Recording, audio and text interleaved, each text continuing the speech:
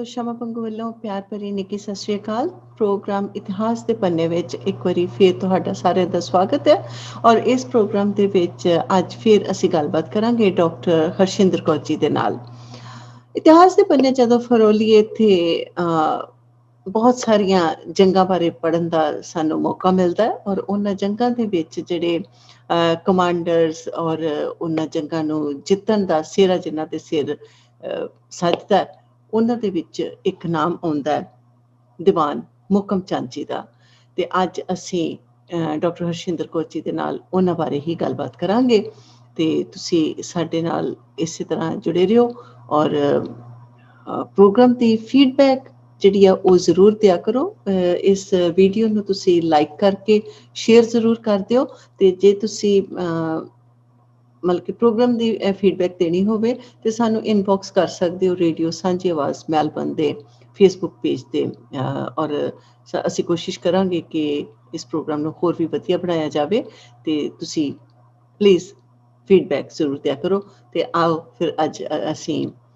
ਫਿਰ ਗੱਲ ਕਰਦੇ ਹਾਂ ਡਾਕਟਰ ਹਰਸ਼ਿੰਦਰ ਕੌਰ ਜੀ ਦੇ। ਤੇ ਆਓ ਫਿਰ ਅਸੀਂ ਸਭ ਤੋਂ ਪਹਿਲਾਂ ਸਵਾਗਤ ਕਰਦੇ ਹਾਂ ਡਾਕਟਰ ਸਾਹਿਬਾ ਦਾ। ਡਾਕਟਰ ਸਾਹਿਬ ਬਹੁਤ ਬਹੁਤ ਸਵਾਗਤ ਤੁਹਾਡਾ ਸਾਂਝੀ ਆਵਾਜ਼ ਰੇਡੀਓ ਤੇ। ਸਤਿ ਸ਼੍ਰੀ ਅਕਾਲ ਤੇ ਤੁਹਾਡੇ ਲਈ ਜਿੰਨੇ ਵੀ ਸੁਣ ਰਹੇ ਨੇ ਸਾਰਿਆਂ ਵੀਰਾਂ ਭੈਣਾਂ ਬਜ਼ੁਰਗਾਂ ਬੱਚਿਆਂ ਨੂੰ ਬਹੁਤ ਬਹੁਤ ਨਿੱਘੀ ਫਤਿਹ। ਤੇ ਡਾਕਟਰ ਸਾਹਿਬ ਜਦੋਂ ਅਸੀਂ ਇਤਿਹਾਸ ਦੀ ਗੱਲ ਕਰਦੇ ਹਾਂ ਇਤਿਹਾਸ ਨੂੰ ਫਰੋਲਦੇ ਹਾਂ ਤੇ ਉਹਦੇ ਵਿੱਚ ਜਿੱਥੇ ਅਸੀਂ ਸਿੱਖ ਇਤਿਹਾਸ ਨੂੰ ਖਾਸ ਕਰਕੇ ਜਦੋਂ ਉਹਦੀ ਗੱਲ ਕਰਦੇ ਹਾਂ ਤੇ ਉਹਦੇ ਵਿੱਚ ਕਈ ਅਜਿਹੇ ਹਿੰਦੂ ਪਰਿਵਾਰਾਂ ਦੇ ਮੈਂਬਰਸ ਸਾਡੇ ਨਾਲ ਜੁੜੇ ਨੇ ਉਹਨਾਂ ਦੀ ਵੀ ਬਹੁਤ ਜ਼ਿਆਦਾ ਜਿਹੜੀਆਂ ਕੁਰਬਾਨੀਆਂ ਨੇ ਉਹਨਾਂ ਦਾ ਬਹੁਤ ਜ਼ਿਆਦਾ ਕੰਟਰੀਬਿਊਸ਼ਨ ਆ ਇਤਿਹਾਸ ਦੇ ਵਿੱਚ। ਉਹਨਾਂ ਬਾਰੇ ਜਦੋਂ ਗੱਲ ਕਰਦੇ ਹਾਂ ਤੇ ਇੱਕ ਨਾਮ ਆਉਂਦਾ ਦੀਵਾਨ ਮੋਹਕਮ ਚੰਦ ਜੀ ਦਾ। ਉਹਨਾਂ ਬਾਰੇ ਅੱਜ ਤੁਹਾਡੇ ਨਾਲ ਗੱਲਬਾਤ ਕਰਾਂਗੇ ਤੇ ਉਹਨਾਂ ਦੇ ਜੀਵਨ ਬਾਰੇ ਤੇ ਉਹਨਾਂ ਦੀਆਂ ਜੋ ਅਚੀਵਮੈਂਟ ਸੀਗੀਆਂ ਜੋ ਕੰਟਰੀਬਿਊਸ਼ਨ ਸੀਗੀਆਂ ਉਹਦੇ ਬਾਰੇ ਤੁਸੀਂ ਅੱਜ ਸਾਨੂੰ ਜ਼ਰੂਰ ਨੌਲੇਜ ਦਿਓ। ਜੀ ਬਿਲਕੁਲ। ਵੈਸੇ ਸਹੀ ਮਾਇਨਿਆਂ ਵਿੱਚ ਜੇ ਆਪਾਂ ਦੇਖੀਏ ਕਿ ਸਿੱਖ ਇਤਿਹਾਸ ਦੇ ਵਿੱਚ ਕਦੇ ਵਿਤਕਰਾ ਹਿੰਦੂ ਧਰਮ ਨੂੰ ਮੰਨਣ ਵਾਲਿਆਂ ਨੂੰ ਜਾਂ ਮੁਸਲਮਾਨ ਧਰਮ ਵਾਲਿਆਂ ਮੰਨਣ ਵਾਲਿਆਂ ਨੂੰ ਕਦੇ ਇਸ ਤਰ੍ਹਾਂ ਅਲੱਗ ਨਹੀਂ ਕੀਤਾ। ਉਹਨਾਂ ਦੇ ਧਾਰਮਿਕ ਸੋਚ ਦੇ ਅਨੁਸਾਰ ਹਮੇਸ਼ਾ ਇੱਕ ਸਾਂਝੇ ਟੱਬਰ ਦੀ ਤੌਰ ਤੇ ਲਿਆ ਕਿ ਸਾਰੇ ਇੱਕੋ ਹੀ ਉਸ ਪਰਮਾਤਮਾ ਦੇ ਪੁੱਤਰ ਨੇ ਸੋ ਉਹਨਾਂ ਨੂੰ ਇੱਕ ਬਣਾ ਕੇ ਯਾਨੀ ਸਾਂਝ ਰੱਖੀ। ਬਿਲਕੁਲ। ਹੁਣ ਇਸੇ ਤਰ੍ਹਾਂ ਜੇ ਮਹਾਰਾਜਾ ਰਣਜੀਤ ਸਿੰਘ ਦਾ ਜਿਵੇਂ ਨਾਮ ਲਿਆ ਜਾਂਦਾ ਜਿਨ੍ਹਾਂ ਨੇ ਉਸੇ ਸੋਚ ਤੇ ਖਰੇ ਉਤਰਦਿਆਂ ਨਾ ਸਿਰਫ ਫਰਾਂਸੀਸੀ ਬਲਕਿ ਮੁਸਲਮਾਨ ਹਿੰਦੂ ਸਾਰੇ ਇੱਕ ਜਾਣਦੇ ਹੋਏ ਕਿ ਸਾਰੇ ਇੱਕੋ ਹੀ ਪ੍ਰਮਾਤਮਾ ਦੇ ਪੁੱਤਰ ਨੇ ਤਾਂ ਉਹਨਾਂ ਨਾਲ ਵੀ ਜਿਸ ਤਰੀਕੇ ਉਹਨਾਂ ਨੇ ਉਹਨਾਂ ਨੂੰ ਯਾਨੀ ਉਹਨਾਂ ਦਾ ਬਣਦਾ ਰੁਤਬਾ ਸਿਰਫ ਉਹਨਾਂ ਦੇ ਜੋ ਉਹਨਾਂ ਦਾ ਕੰਮ ਕਾਰ ਵੇਖਦਿਆਂ ਦਿੱਤਾ ਉਹ ਵਾਕਈ ਬਾਮਿਸਾਲ ਹੈ। ਤੇ ਉਹਦੇ ਵਿੱਚ ਚਮਕ ਕੇ ਇੱਕ ਨਾਮ ਸਾਹਮਣੇ ਆਉਂਦਾ ਦੀਵਾਨ ਮੋਹਕਮ ਚੰਦ ਜੀ ਦਾ ਜੋ ਕਿ ਨਈਅਰ ਖੱਤਰੀ ਟੱਬਰ ਵਿੱਚ ਕੁੰਜਾ ਯਾਨੀ ਗੁਜਰਾਤ ਵਿਖੇ ਉਹ ਪੈਦਾ ਹੋਏ ਸਨ ਤੇ ਉਹਨਾਂ ਦੇ ਪਿਤਾ ਦਾ ਨਾਮ ਵਿਸਾਖੀ ਮੱਲ ਸੀ। ਤਾਂ ਗੱਲ ਅਸਲ 'ਚ ਉਹਨਾਂ ਦੀ ਪਾਰਖੂ ਅੱਖ ਦੀ ਕਰਨਾ ਚਾਹਾਂਗੀ ਮਹਾਰਾਜਾ ਰਣਜੀਤ ਸਿੰਘ ਦੀ। ਦੇਖੋ ਜੋ ਇਤਿਹਾਸ ਵਿੱਚ ਜ਼ਿਕਰ ਮਿਲਦਾ ਜੇ ਕਿ ਆਮ ਕੀ ਹੁੰਦਾ ਜੇ ਕਿ ਲੋਕ ਪਹੁੰਚਦੇ ਸਨ ਰਾਜੇ ਦੇ ਕੋਲ ਕਿ ਸਾਨੂੰ ਰੱਖ ਲਓ ਜਾਂ ਆਪਣੇ ਜੌਹਰ ਦਿਖਾਣਾ ਚਾਹੁੰਦੇ ਸਨ।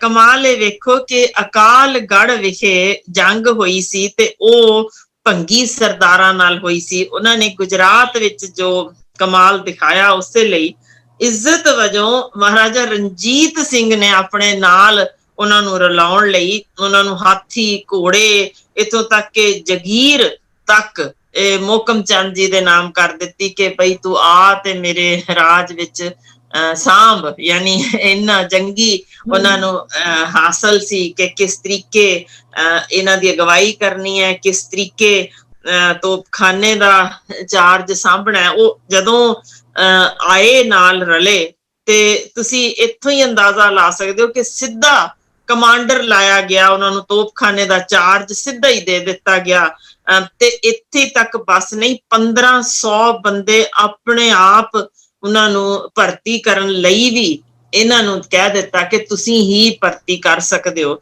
ਯਾਨੀ ਕਿੰਨਾ ਕੁ ਯਕੀਨ ਹੋਏਗਾ, ਕਿੰਨਾ ਉਹਨਾਂ ਨੂੰ ਇਤਬਾਰ ਸੀ ਕਿ ਇਹਦਾ ਜੋ ਹੁਨਰ ਹੈ ਖਾਸ ਤੌਰ ਤੇ ਜੰਗ ਦੇ ਵਿੱਚ ਉਹ ਬੇਮਿਸਾਲ ਹੈ। ਸੋ ਇਹਨਾਂ ਨੂੰ ਜ਼ਰੂਰ ਨਾਲ ਰੱਖਣਾ ਚਾਹੀਦਾ ਹੈ। ਪਦਵੀ ਤੋਂ ਸਾਨੂੰ ਸਮਝ ਆ ਜਾਂਦੀ ਹੈ ਕਿ ਸਿੱਧਾ ਕਿਸੇ ਨੂੰ ਕਮਾਂਡਰ, ਉਹ ਵੀ ਪੂਰੇ ਤੋਪਖਾਨੇ ਦਾ ਮਾਇਨੇ ਰੱਖਦਾ ਹੈ।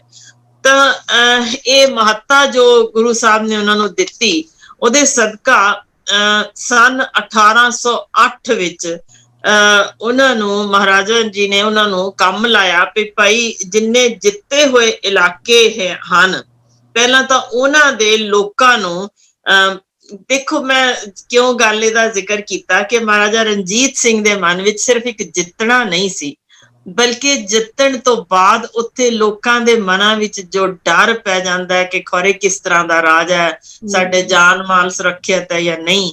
ਸੋ ਪਹਿਲਾਂ ਤਾਂ ਉਹ ਲੋਕਾਂ ਵਿੱਚ ਭੇਜਿਆ ਕਿ ਜਾਓ, ਇੱਕ ਸੁਹਿਰਦ ਸੋਚ ਉਹਨਾਂ ਦੇ ਮਨ ਵਿੱਚ ਪੈਦਾ ਕਰੋ ਕਿ ਜਿਨ੍ਹਾਂ ਦੇ ਕੋਲ ਤੁਸੀਂ ਆਏ ਹੋ, ਜਿਨ੍ਹਾਂ ਦੇ ਅਧੀਨ ਆਏ ਹੋ, ਭਈ ਉਹ ਤੁਹਾਡੇ, ਉਹਨਾਂ ਦਾ ਜਾਨ ਮਾਲ ਤੁਹਾਡਾ ਸੁਰੱਖਿਅਤ ਹੈ। ਅਸੀਂ ਸਿਰਫ ਇੱਕ ਯਾਨੀ ਉਹ ਜੰਗ ਅਜਿਹੀ ਸੀ ਕਿ ਅਸੀਂ ਮਾੜੇ ਬੰਦੇ ਨੂੰ ਪਾਸੇ ਕਰਨਾ ਸੀ, ਯਾਨੀ ਤੁਹਾਡਾ ਕਦੇ ਵੀ ਆਮ ਬੰਦੇ ਦਾ ਹੱਕ ਨਹੀਂ ਖੋਇਆ ਜਾਏਗਾ।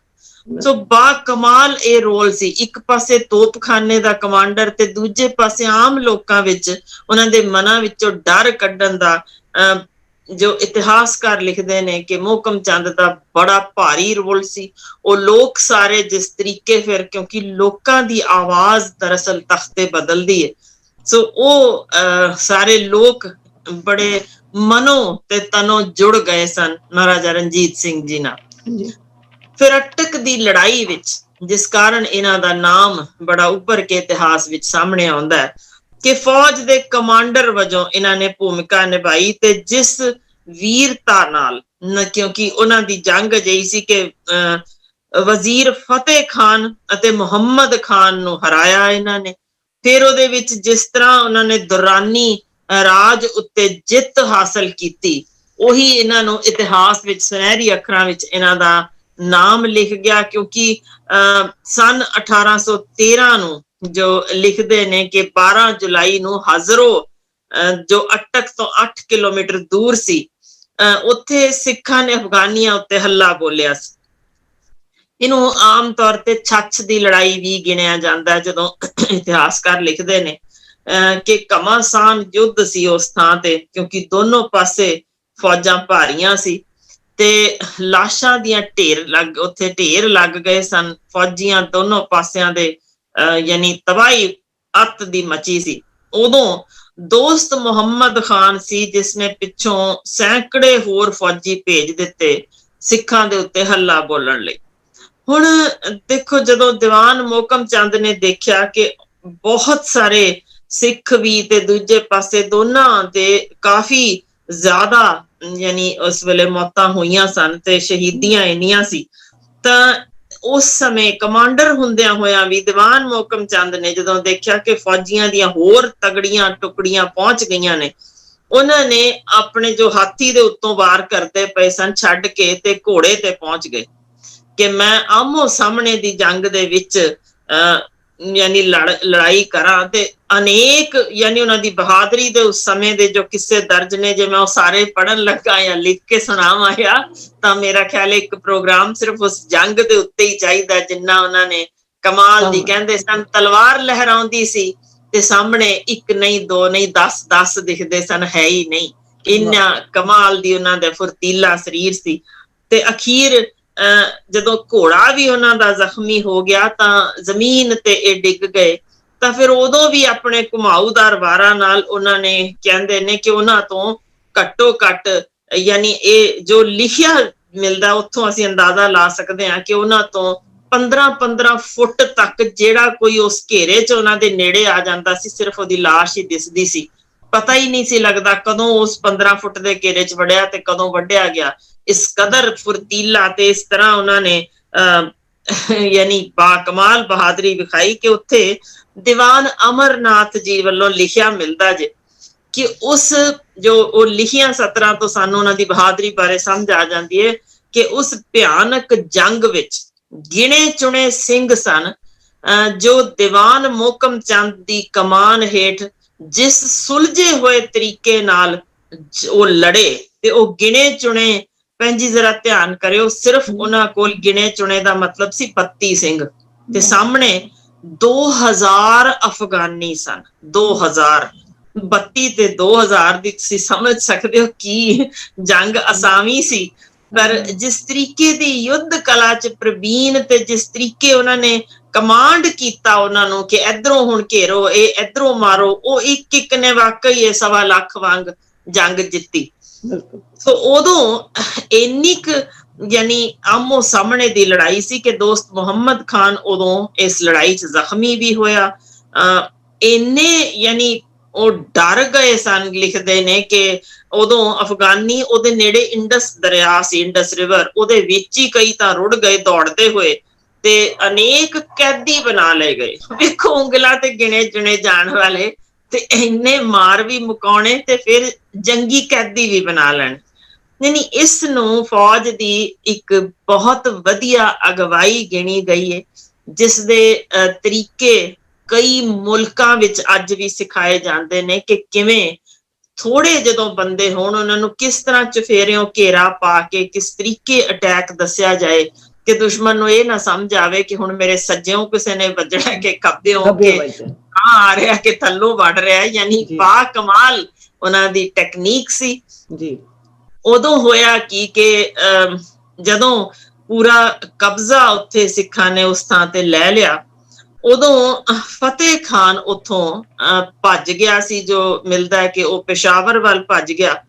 ਹੁਣ ਉਸ ਜੰਗ ਵਿੱਚ ਜਿਹੜੇ ਗਿਣਤੀ ਦੇ ਜਿਨ੍ਹਾਂ ਦੇ ਨਾਮ ਆਂਦੇ ਨੇ ਉਸ ਜੰਗ ਵਿੱਚ ਬਹਾਦਰੀ ਦਿਖਾਉਣ ਵਿੱਚ, ਜੋ ਕਿ ਯੋਗ ਅਗਵਾਈ ਭਾਵੇਂ ਇਹਨਾਂ ਦੀ ਸੀ, ਪਰ ਜੋਧ ਸਿੰਘ ਕਲਸੀਆ, ਫਤਿਹ ਸਿੰਘ ਆਲੂਵਾਲੀਆ, ਸਰਦਾਰ ਦਲ ਸਿੰਘ ਤੇ ਦੀਵਾਨ ਚੰਦ ਦਿਆਲ ਇਸ ਜੰਗ ਦੇ ਵਿੱਚ ਜੋ ਮੋਹਰੀ ਸਾਹਮਣੇ ਆਏ, ਜਿਨ੍ਹਾਂ ਨੇ ਇੱਕ ਇੱਕ ਨੇ ਦੋ ਦੋ ਨੂੰ ਯਾਨੀ ਫੜ ਕੇ ਇੱਕ ਇੱਕ ਕੱਛ ਦੇ ਅੰਦਰ ਇੰਜ ਉਹਨਾਂ ਨੇ ਮਿਲਦਾ ਜੇ ਕਿ ਇਹ ਜੰਗੀ ਬਣਾਉਣ ਦਾ ਢੰਗ ਵੀ ਉਹਨਾਂ ਨੂੰ ਫੜਨ ਦਾ ਅਜਿਹਾ ਸੀ।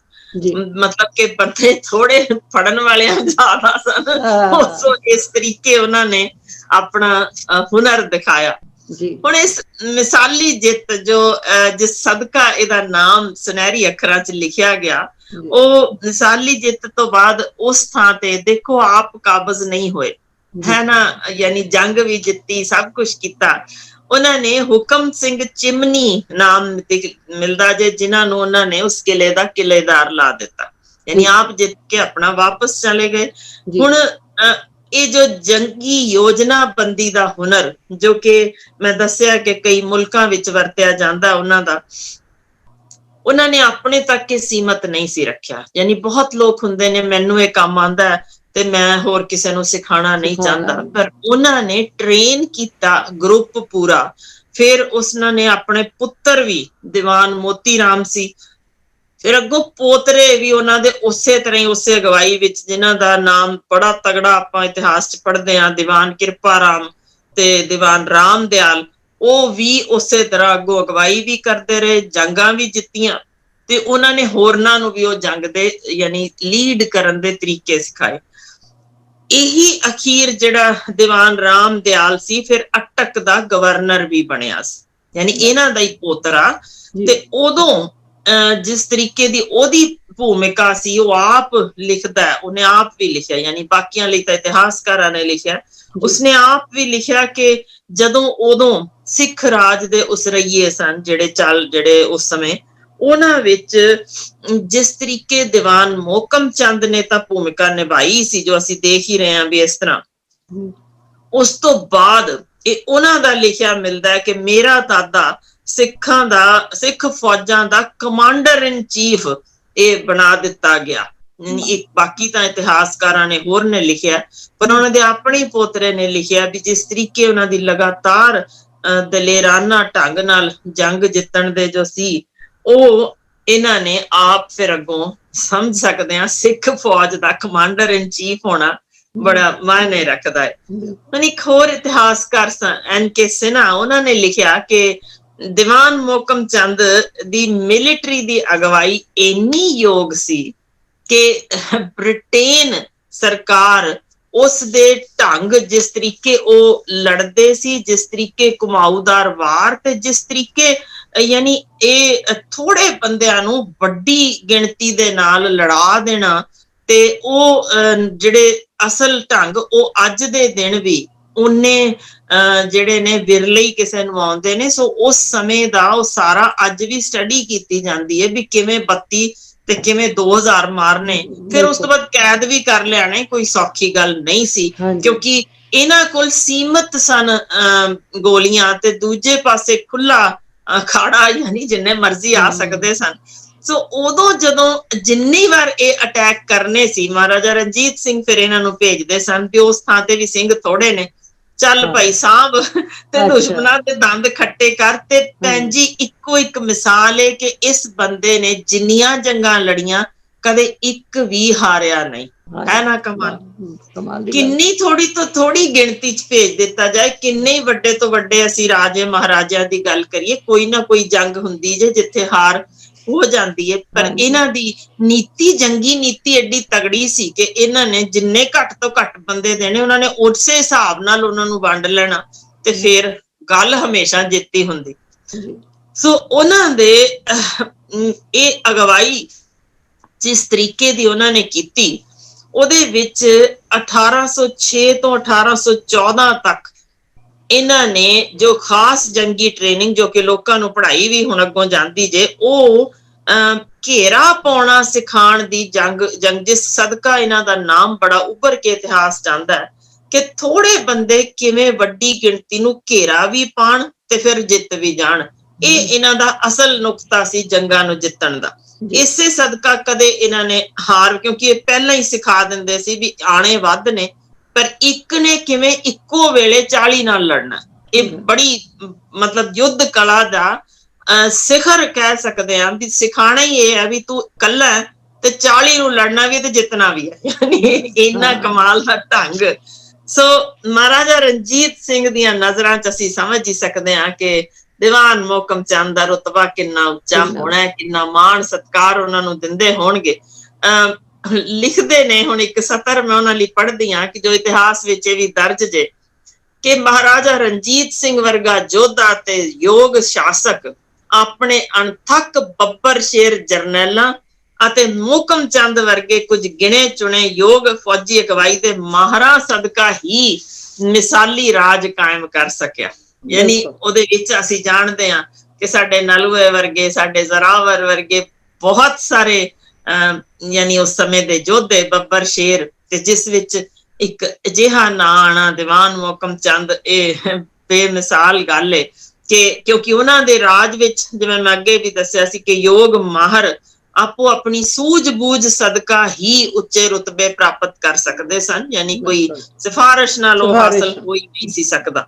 ਸੋ ਜਦ ਵੱਡੀ ਗੱਲ ਇਹ ਹੈ ਕਿ ਜੋ ਅਕਸ ਹਰਮਨ ਪਿਆਰਤਾ ਦਾ ਮਹਾਰਾਜਾ ਰਣਜੀਤ ਸਿੰਘ ਜੀ ਦਾ ਲੋਕਾਂ ਦੇ ਵਿੱਚ ਜੋ ਚੁਫੇਰੇ ਫੈਲਿਆ, ਉਹ ਸਾਰੇ ਦਾ ਸਾਰਾ ਜ਼ਿੰਮਾ ਇਕੱਲੇ ਦੀਵਾਨ ਮੋਹਕਮ ਚੰਦ ਦੇ ਮੋਢੇ ਤੇ ਸੀ। ਕਿ ਲੋਕਾਂ ਦੇ ਵਿੱਚ ਬੜੀ ਵੱਡੀ ਗੱਲ ਹੁੰਦੀ ਜੇ ਭੈਣ ਜੀ, ਕਿਉਂਕਿ ਰਾਜੇ ਬੜੇ ਆਉਂਦੇ ਨੇ ਤੇ ਲੋਕਾਂ ਦੇ ਹੱਕ ਦੱਬਦੇ ਨੇ।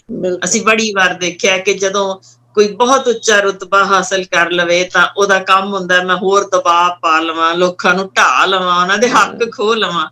ਇੱਥੇ ਪੁੱਠਾ ਸੀ ਕੰਮ ਦੀ। ਜਿੱਥੇ ਵੀ ਜਿੱਤ ਹਾਸਲ ਹੋਣੀ, ਸਭ ਤੋਂ ਪਹਿਲਾ ਕੰਮ ਹੁੰਦਾ ਸੀ ਵੀ ਪਹਿਲਾ ਮਹੀਨਾ ਤਾਂ ਚੱਲ ਪਈ ਮੋਹਕਮ ਚੰਦ, ਤੇਰਾ ਕੰਮ ਹੈ, ਘਰ ਘਰ ਜਾ, ਲੋਕਾਂ ਨੂੰ ਇਕੱਠਾ ਕਰ, ਉਹਨਾਂ ਨੂੰ ਦੱਸ ਕਿ ਅਸੀਂ ਤੁਹਾਡੇ ਨਾਲ ਆ, ਕੋਈ ਤਕਲੀਫ ਹੈ ਤਾਂ ਤੁਸੀਂ ਪਹੁੰਚੋ, ਜਦੋਂ ਮਰਜ਼ੀ ਖੁੱਲਾ ਦਰਬਾਰ ਹੈ, ਮਹਾਰਾਜਾ ਸਾਹਿਬ ਕੋਲ ਜਾ ਕੇ ਗੱਲ ਕਰ ਸਕਦੇ ਹੋ। ਇਹੀ ਇਹਨਾਂ ਨੂੰ ਵਿਲੱਖਣ ਬਣਾ ਗਿਆ ਕਿ ਅੱਜ ਦਾ ਦਿਨ ਵੀ ਜੇ ਬੁੱਤ ਲੱਗ ਸਕਦਾ ਹੈ ਫਰਾਂਸ ਵਿੱਚ ਜਾਂ ਹੋਰ ਥਾਵਾਂ ਤੇ ਜਿੱਥੇ ਉਹਨਾਂ ਦਾ ਨਾਮ ਲਿਆ ਜਾਂਦਾ ਹੈ, ਜਾਂ ਚੀਨ ਤੱਕ ਵਿੱਚ ਵੀ ਮਹਾਰਾਜਾ ਰਣਜੀਤ ਸਿੰਘ ਦੇ ਜ਼ਿਕਰ ਹੈ, ਤਾਂ ਕਾਰਨ ਸਿਰਫ ਇਹ ਕਿ ਆਮ ਲੋਕਾਂ ਦੇ ਮਨਾਂ ਵਿੱਚ ਉਹ ਵਸ ਗਿਆ ਸੀ।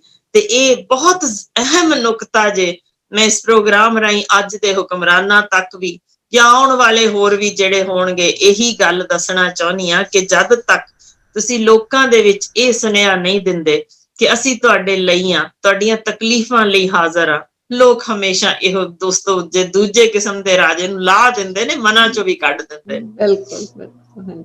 ਤੋ ਇਸੇ ਲਈ ਅਟਕ ਜਾਂ ਛੱਛ ਦਾ ਯੁੱਧ ਜਿਸ ਚੋਂ ਪਹਿਲੀ ਵਾਰ ਇਹਨਾਂ ਨੇ ਲਿਆ, ਉਹ ਸਿੱਖਾਂ ਤੇ ਦੁਰਾਨੀਆਂ ਵਿਚਲਾ ਇੱਕ ਅਸਾਵਾਂ ਯੁੱਧ ਸੀ, ਜਿਹਦੀ ਫਤਿਹ ਇਤਿਹਾਸ ਮੰਨਦਾ ਹੈ ਕਿ ਸਿੱਖਾਂ ਦੀ ਪਹਿਲੀ ਵੱਡੀ ਜਿੱਤ, ਤੇ ਉਸ ਜਿੱਤ ਦਾ ਸਿਰ ਇਹਦੇ ਸਿਰ ਹੋਣਾ ਕਮਾਲ ਹੀ ਕਹਿ ਸਕਦੇ ਹਾਂ ਵੀ ਇੱਕ ਅਜਿਹਾ ਜਿਸ ਨੂੰ ਅਸੀਂ ਹਿੰਦੂ ਸੋਚ ਨਾਲ ਜੁੜਿਆ, ਜੋ ਅਖੀਰ ਫਿਰ ਸਿੱਖੀ ਸੋਚ ਨਾਲ ਪ੍ਰਣਾਇਆ ਵੀ ਗਿਆ। ਯਾਨੀ ਉਸਨੂੰ ਉਹਦਾ ਮੰਨਣਾ ਸੀ ਕਿ ਸਿੱਖੀ ਸੋਚ ਹੈ ਹੀ ਦੂਜਿਆਂ ਦੇ ਭਲੇ ਨੂੰ ਮੰਗਣ ਲਈ, ਤਾਂ ਇਹਦੇ ਵਿੱਚ ਕੋਈ ਮਾੜਾ ਨਹੀਂ ਜੇ ਮੈਂ ਉਸ ਸੋਚ ਦੇ ਵਿੱਚ ਹੀ ਵਹਿਣ ਵਿੱਚ ਹੀ ਵਹਿ ਜਾਣਾ।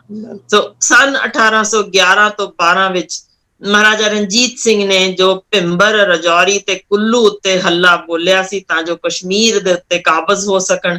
ਫਿਰ 1812 ਦੇ ਅਖੀਰ ਵਿੱਚ ਮਹਿਮੂਦ ਸ਼ਾਹ ਦੁਰਾਨੀ ਨੇ ਉਦੋਂ ਇੰਡਸ ਦਰਿਆ ਪਾਰ ਕਰਕੇ ਕਸ਼ਮੀਰ ਉੱਤੇ ਕਬਜ਼ਾ ਕਰਨ ਭੇਜਿਆ ਸੀ ਕਾਬੁਲ ਦੇ ਵਜ਼ੀਰ ਫਤਿਹ ਸਿੰਘ ਨੂੰ।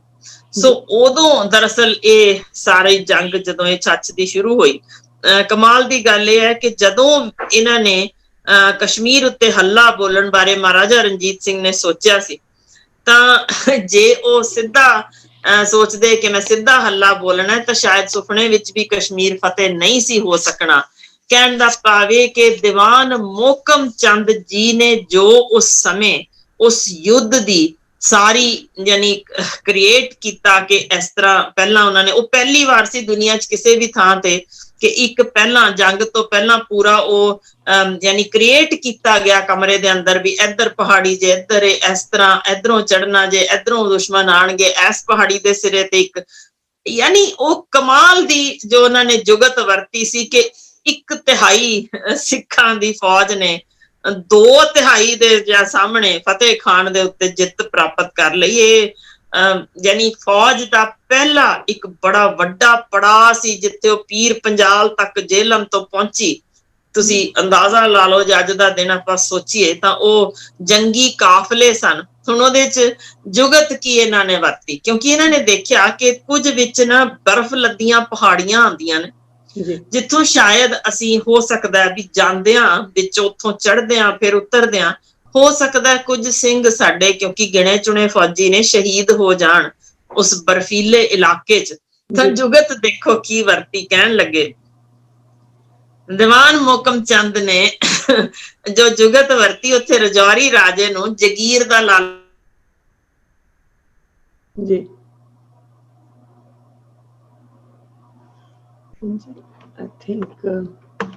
ਚੋਰ ਰਸਤਾ ਹੋਏਗਾ ਜਿੱਥੋਂ ਅਸੀਂ ਬਰਫੀਲੇ ਰਸਤੇ ਦੇ ਅੰਦਰੋਂ, ਜਿੱਥੋਂ ਤੁਸੀਂ ਆਮ ਤੌਰ ਤੇ ਲੰਘਦੇ ਹੋਵੋਗੇ ਤਾਂ ਕਿ ਅਸੀਂ ਛੇਤੀ ਵੀ ਪਹੁੰਚੀਏ ਤੇ ਉਸ ਠੰਡ ਦੇ ਇਲਾਕੇ ਤੋਂ ਬਚ ਵੀ ਜਾਈਏ। ਸੋ ਜਗੀਰ ਦਿੰਨੇ ਆ, ਯਾਨੀ ਉਹ ਲਾਲਚ ਦੇ ਅਧੀਨ ਉਹਨੇ ਉਹ ਰਸਤਾ ਦੱਸ ਦਿੱਤਾ ਜਿੱਥੇ ਸਿੰਘ ਅੱਧਾ ਮਹੀਨਾ ਪਹਿਲਾਂ ਯਾਨੀ ਉੱਥੇ ਪਹੁੰਚ ਵੀ ਗਏ ਤੇ ਇੱਕ ਵੀ ਸਿੰਘ ਦੀ ਮੌਤ ਨਹੀਂ ਹੋਈ। ਯਾਨੀ ਢੰਗ ਲੱਭਿਆ ਕਿ ਮੈਂ ਥੋੜੇ ਬੰਦਿਆਂ ਨੂੰ ਤੇ ਬਿਨਾਂ ਕਿਸੇ ਸ਼ਹੀਦੀ ਦੇ ਉੱਥੇ ਲੈ ਜਾਵਾਂ, ਕਿਸੇ ਦੀ ਮੌਤ ਨਾ ਰਸਤੇ 'ਚ ਹੋ ਜਾਵੇ। ਸੋ ਇਹ ਢੰਗ ਵੀ ਵਰਤਣ ਬਾਰੇ ਉਹਨਾਂ ਦਾ ਜ਼ਿਕਰ ਹੈ। ਤੇ ਉੱਥੇ ਜਦੋਂ ਜਿੱਥੇ ਫਿਰ ਗਏ ਤਾਂ ਉੱਥੇ ਕੁਝ ਸਿੰਘ ਸਨ ਜਿਨ੍ਹਾਂ ਨੇ ਪਹਿਲਾਂ ਉਹ ਇਲਾਕੇ ਦੀਆਂ ਚੋਟੀਆਂ ਸਰ ਕੀਤੀਆਂ ਸਨ, ਜਿਨ੍ਹਾਂ ਵਿੱਚ ਸਨ ਸਰਦਾਰ ਜੋਧ ਸਿੰਘ ਕਲਸੀਆ, ਨਿਹਾਲ ਸਿੰਘ ਜੀ। ਇਹ ਹਰੀ ਪਰਬਤ ਤੇ ਸ਼ੇਰਗੜ੍ਹ ਉਸ ਥਾਂ ਤੇ ਇਲਾਕੇ ਪਹਿਲਾਂ ਜਿੱਤੀ ਬੈਠੇ ਸਨ। ਸੋ ਉਹਨਾਂ ਨੂੰ ਨਾਲ ਰਲਾਇਆ ਕਿ ਤੁਸੀਂ ਅਲੱਗ ਇਸ ਥਾਂ ਤੋਂ ਲੜਨਾ ਜੇ, ਦੂਜੇ ਨੇ ਉਧਰੋਂ ਲੜਨਾ। ਯਾਨੀ ਉਹ ਕਲਾ ਜੋ ਕਮਾਲ ਕੀਤੀ ਕਿ ਉਸ ਥਾਂ ਤੇ ਵਜ਼ੀਰੇ ਕਸ਼ਮੀਰ ਉਹਨਾਂ ਦੀ ਸਿਰਫ ਇਸ ਜੋ ਜੰਗਬੰਦੀ ਕੀਤੀ ਹੋਈ ਸੀ ਉਹਨੂੰ ਖਬਰਾਂ ਸੂਈਆਂ ਨੇ ਲਿਆ ਕੇ ਦਿੱਤੀਆਂ। ਤੇ ਕਮਾਲ ਦੇਖੋ ਕਿ ਇਹ ਅਤਾ ਮੁਹੰਮਦ ਖਾਨ ਸੀ ਉਸ ਸਮੇਂ ਜੋ ਵਜ਼ੀਰੇ ਕਸ਼ਮੀਰ, ਕਿ ਉਹਨੇ ਸਿਰਫ ਇਸ ਸੁਨੇਹੇ ਤੋਂ ਕਿ ਭਾਈ ਸਾਰੀਆਂ ਚੋਟੀਆਂ ਤੇ ਉਹ ਆ ਕੇ ਬਹਿ ਗਏ ਨੇ, ਉਹਨੂੰ ਪਤਾ ਵੀ ਨਹੀਂ ਸੀ ਕਿ ਸਿੰਘ ਤਾਂ ਇੱਕ ਹੀ ਬੈਠਾ। ਉਹਨੂੰ ਲੱਗਿਆ ਖਰੇ ਕਿੰਨੇ ਕੁ ਹੋਣੇ ਨੇ ਕਿ ਬਿਨਾਂ ਜੰਗ ਦੇ ਹਥਿਆਰ ਸੁੱਟ ਗਿਆ ਭਾਈ ਸਿੱਖ ਆ ਗਏ ਨੇ ਤੇ ਬੜੀ ਭਾਰੀ ਫੌਜ ਹੈ, ਛੱਡੋ ਪਰਾਂ।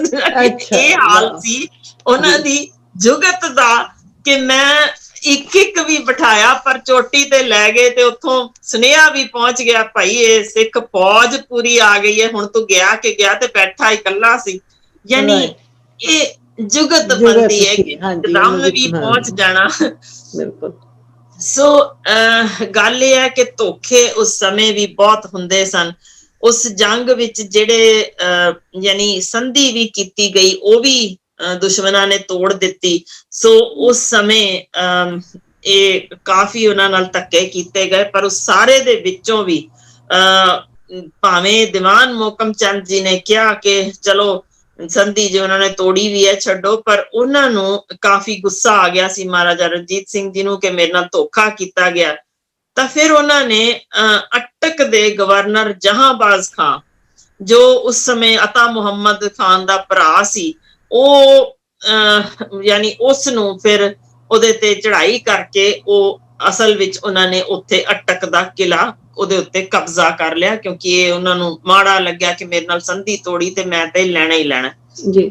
ਸੋ ਉਦੋਂ ਇਹ ਜਦੋਂ ਹੁਣ ਮੈਂ ਇਹਦੇ ਚ ਸਿਰਫ ਇਹ ਗੱਲ ਦੱਸਣਾ ਚਾਹੁੰਦੀ ਹਾਂ, ਦੇਖੋ ਅਟਕ ਦਾ ਕਿਲਾ ਪੂਰਾ ਆਪਣੇ ਕਬਜ਼ੇ ਚ ਲੈ ਲਿਆ ਸੀ, ਉਹਦੇ ਚ ਅੰਨ ਢੇਰ ਸੀ, ਉਹਦੇ ਚ ਤੋਪਾਂ, ਗੋਲੇ, ਬੰਦੂਕਾਂ, ਯਾਨੀ ਬਹੁਤ ਕੁਝ ਉਹਦੇ ਵਿੱਚ ਸੀ ਜੋ ਉਹਨਾਂ ਨੇ ਵਾਪਸ ਕਰ ਦਿੱਤਾ ਕਿ ਭਾਈ ਤੁਹਾਡੇ ਲੋਕ ਨੇ, ਉਹਨਾਂ ਨੂੰ ਅੰਨ ਚਾਹੀਦਾ ਹੋਣਾ, ਇਹ ਸਾਰਾ ਉਹਨਾਂ ਚ ਵੰਡ ਦਿਓ ਕਿ ਅੰਨ ਤੋਂ ਬਿਨਾਂ ਇੱਕ ਵੀ ਬੰਦਾ ਇਸ ਥਾਂ ਤੇ ਨਹੀਂ ਰਹਿਣਾ ਚਾਹੀਦਾ। ਜੋ ਸੱਚਮੁੱਚ ਸਿਜਦਾ ਕਰਨ ਦੀ ਗੱਲ ਹੈ ਕਿ ਅਸੀਂ ਅੱਜ ਕੱਲ ਟੈਕਸ ਵਧਾ ਦਿੰਨੇ ਆ, ਯਾਨੀ ਲੋਕਾਂ ਤੇ ਬੋਝ ਪਾ ਦਿੰਨੇ ਆ, ਪਰ ਉੱਥੇ ਪੁੱਠਾ ਹਿਸਾਬ ਸੀ ਵੀ ਜਿੱਤ ਕੇ ਵੀ ਅੰਨ ਲੋਕਾਂ ਚ ਵੰਡ ਦਿਓ।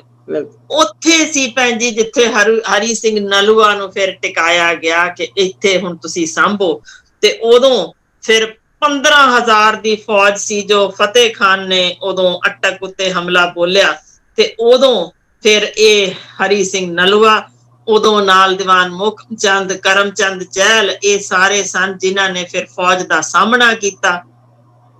ਹੁਣ ਕਮਾਲ ਦੇਖੋ ਉਦੋਂ ਵੀ ਕੀ ਜੁਗਤ ਵਰਤੀ, ਹੱਲਾ ਬੋਲਿਆ ਸੀ ਜਦੋਂ, ਹਾਲਾਂਕਿ ਨਲੂਆ ਜੀ ਕਿਉਂਕਿ ਉਹ ਤਾਕਤਵਰ ਬੜੇ ਸੀ, ਸਿੱਧਾ ਜਾਣਿਆ ਵੱਢ ਕੇ ਆ ਜਾਂਦੇ, ਸੋਚ ਹੁੰਦੀ ਹੈ। ਮਹਾਰਾਜਾ ਰਣਜੀਤ ਸਿੰਘ ਨੇ ਵੀ ਕਿਹਾ ਲੈ ਪਰਵਾਹ ਹੀ ਨਹੀਂ, ਸਾਰੇ ਵੱਢ ਦੋ।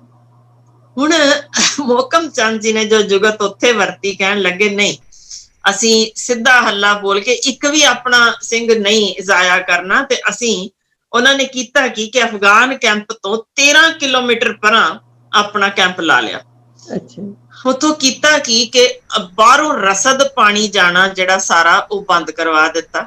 ਹੌਲੀ ਹੌਲੀ ਯਾਨੀ ਰਸਦ ਪਾਣੀ ਜਦੋਂ ਮੁੱਕ ਗਿਆ ਤੇ ਉਹਨਾਂ ਨੇ ਹੁਣ ਕੋਈ ਰਾਹ ਬਚਿਆ ਨਾ, ਬਾਹਰ ਨਿਕਲਣਾ ਸੀ। ਤਾਂ ਉਦੋਂ ਕੀ ਕੀਤਾ ਉਹਨਾਂ ਨੇ, ਇਹ ਗੱਲ ਹੈ 1812 ਦੀ ਜੁਲਾਈ ਦੀ, ਤਾਂ ਉਦੋਂ 4 ਹਿੱਸਿਆਂ ਵਿੱਚ ਸਿੰਘ ਵੰਡ ਦਿੱਤੇ, 4 ਟੁਕੜੀਆਂ ਵਿੱਚ, ਗਿਣਤੀ ਦੇ ਸਿੰਘ ਸਨ ਅੰਦਰ ਪੂਰੀ ਉਹਨਾਂ ਦੀ ਫੌਜ। ਤੇ ਉਹਨਾਂ ਨੇ ਕਿਹਾ ਵੀ ਰਸਦ ਪਾਣੀ ਹੁਣ ਮੁੱਕ ਗਿਆ, ਹੁਣ ਬਾਹਰ ਨੂੰ ਆਣਗੇ, ਸੋ ਚਫੇਰਿਓਂ ਯਾਨੀ 3 ਪਾਸਿਓਂ ਨਹੀਂ ਨਾ, ਅਗਾਂਹ ਪਿਛਾਂ 4 ਪਾਸਿਓਂ ਹੱਲਾ ਬੋਲਣਾ।